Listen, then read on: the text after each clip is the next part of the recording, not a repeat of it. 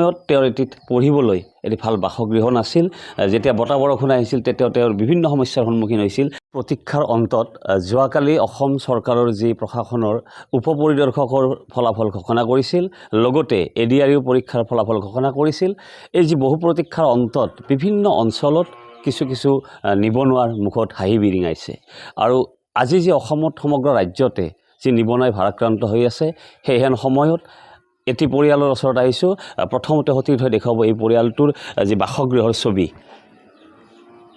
এই যি বাসগৃহ দেখিছে আপোনালোকে নলবাৰী জিলাৰ মূল টাউনৰ পৰা চহৰৰ পৰা প্ৰায় ৬-৭ কিলোমিটাৰ নিলগত মোহন বাজাৰ বুলি কোৱা হয় এইটো কৈঠালগুছি আৰু নলবাৰী পথ আৰু এই পথটোৰ এই যি সৰু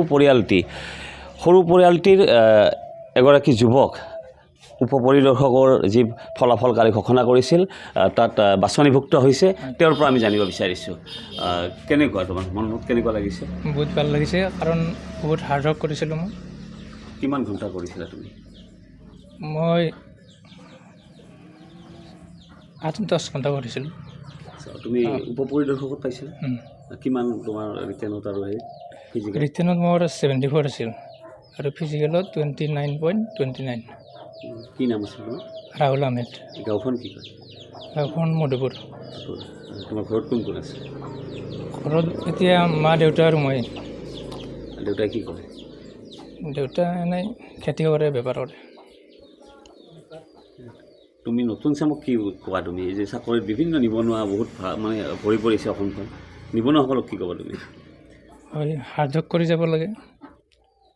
হাৰ্ড ৱৰ্ক কৰিলে এদিন নিশ্চয় সফল হ'ব পাৰিব তোমাৰ ইয়াত ক'ত পঢ়িছিলা অধ্যয়ন কৰিছিলা অধ্যয়ন মই অসমীয়া স্কুল বালিজাৰ আৰু নলবাৰী কলেজ হয় লক্ষণীয় কথা যে আচলতে এই যি ভিতৰুৱা গাঁও এখন এই ভিতৰুৱা গাঁওখনৰ তেওঁৰ পিতৃ আচলতে সৰু সুৰা কিছু কাম কৰে এই সময়ত তেওঁৰ এটিত পঢ়িবলৈ এটি ভাল বাসগৃহ নাছিল যেতিয়া বতাহ বৰষুণ আহিছিল তেতিয়া তেওঁৰ বিভিন্ন সমস্যাৰ সন্মুখীন হৈছিল আপোনালোকৰ কি চৰকাৰী যি বাসগৃহ পোৱা নাই নেকি এতিয়ালৈকে নাই পোৱা নাই আবেদন কৰিছিল নে আবেদন কৰিছিল কতবাৰ কৈছোঁ প্ৰেচিডেণ্ট মোৰ ঘৰৰ দৰমহতে তেওঁকো কৈছিলোঁ কি পঞ্চায়ত কৰে আমাৰ মধুপুৰ নিজা পঞ্চায়ততো মধুপুৰ নিজা পঞ্চায়ত আপুনি কি কাম কৰে মই এনেই টিভি মেকানিক কাম কৰোঁ আৰু খেতি কৰোঁ অলপমান মাটি আছে হয় আচলতে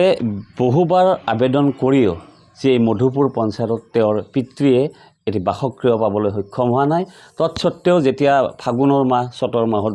বতাহ বৰষুণ বয় তেতিয়া পঢ়াত তেখেতৰ বিভিন্ন ব্যাঘাত জন্মিছিল তাৰপিছতো তেওঁ আচলতে সাহস লৈছিল যে আচলতে কষ্টৰ অসাধ্য একো নাই আচলতে মাতৃ এগৰাকী আছে তেওঁ খুব উৎফুল্লিত হৈছে আমাৰ আগত ব্যক্ত কৰিছে খুবেই ভাল লাগিছে আল্লাহ দোৱা কৰিছে কি ক'ব আপুনি মোৰ চলিও অভাৱতে পৰিছে বিয়াৰ অভাৱত পৰিছে মোৰ ইমান কষ্টত চলি মই ডাঙৰ কৰিছোঁ এতিয়া চলি ভাল কৰিছে মই ভাল পাইছোঁ আপোনাৰ ল'ৰা এজনে ল'ৰা ছোৱালী তিনিজন ছোৱালী বিয়া দিয়া আহিছে সুখৰ বন্যা বৈছে আজি মুখত তেওঁলোকৰ হাঁহি আহিছে আৰু আচলতে কষ্টৰ অসাধ্য একো নাই